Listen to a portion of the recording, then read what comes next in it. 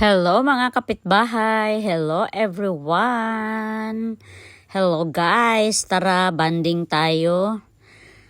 Ihaw-ihaw lang dito sa bahay kasi kompleto kami ngayon. Nandito yung aking mga anakis, nakapag-school break. Kaya nagyayang grilled dinner daw muna kami ngayon. Habang nagkukwentuhan, ayun, nag-iihaw-ihaw din.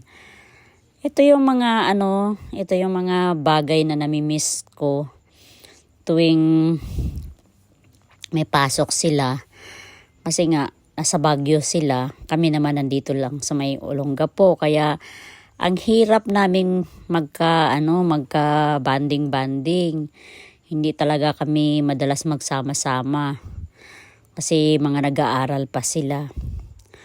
Ayun, so tonight, ini-enjoy namin yung ilang araw nilang bakasyon para makapag-banding din kami kahit papano. Tara guys, kain tayo. Sana ini-enjoy nyo rin yung bakasyon ng mga anakis nyo.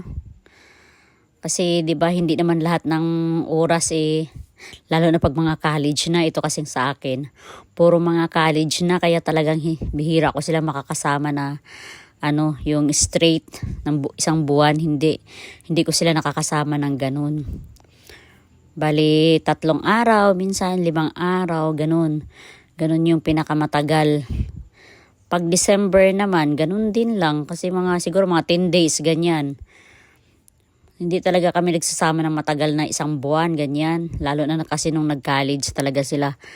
Kasi nasa Baguio City sila nag-aaral, kaya bihira lang makauwi dito sa bahay.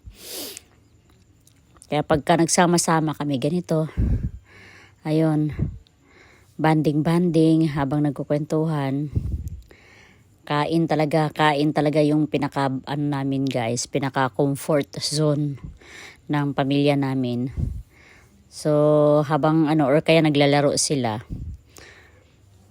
yun ang pinaka-banding namin, pagkain. Magkakasundo kami lahat pagdating sa pagkain. Ayun. At saka sakto din kasi na na nagbanding-banding kami dahil dumating din yung lola nila, tinawagan nila kahapon. Ayun, dumating kanina. So, ayan, kasama rin namin, kabanding din namin yung biyenan ko, yung lola nila. Si Nanay Luming. Paminsan-minsan din lang yan bumababa kasi nga malayo sila, Subic pa sila Saka medyo malayo yung bahay nila at nakakapagod din mag-akyat panaog, kaya bihira din lang sila pumupunta dito sa bahay namin dahil parang end to end kami Olongapo kami, tas hindi naman talaga Olongapo sa bayan, nasa kami, boundary. Tapos sila biyenan ko naman, Subic, hindi rin naman talaga Subic, doon pa sa malayo pa, sa papasok pa, kaya medyo malayo din talaga. Kailangan sumakay ilang sakay bago makarating si nanay dito. Medyo may edad na rin si nanay, kaya 80 na si nanay, kaya nahirapan na rin magbiyahe-biyahe. Pero malakas pa siya ha. Hindi siya katulad ng yung iniisip nyo na 80 na nakahiga, hindi. Ito malakas pa. Namamalingki pa to't nagbubuhat pa ng ng mga pinamimili niya. Malakas tong biyenan ko. Ayun, so yun nga, sana nakapag-banding din kayo. Tulad namin, nagkakaroon ng chance na mag-banding. Ito kasi yung pinakamasaya talaga, yung sama-sama, habang kumakain, nagkukwentuhan, ayun. Ito yung pinakamasaya at memorable na para sa akin. Kasama yung aking mga anak. Ayun, buo talaga kami. Minsan kasi nagbabanding kami, hindi kompleto.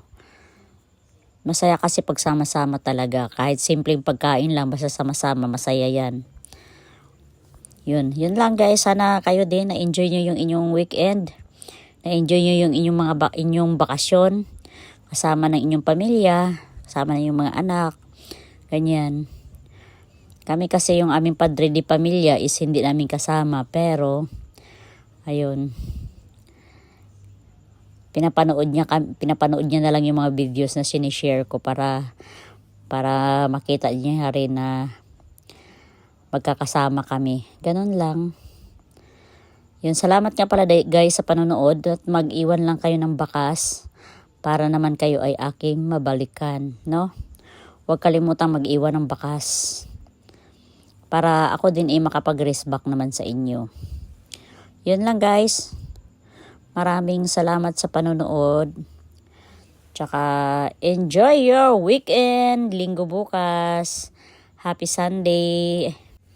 At huwag nating kalimutang magpasalamat sa lahat ng biyaya na tinatanggap natin sa araw-araw.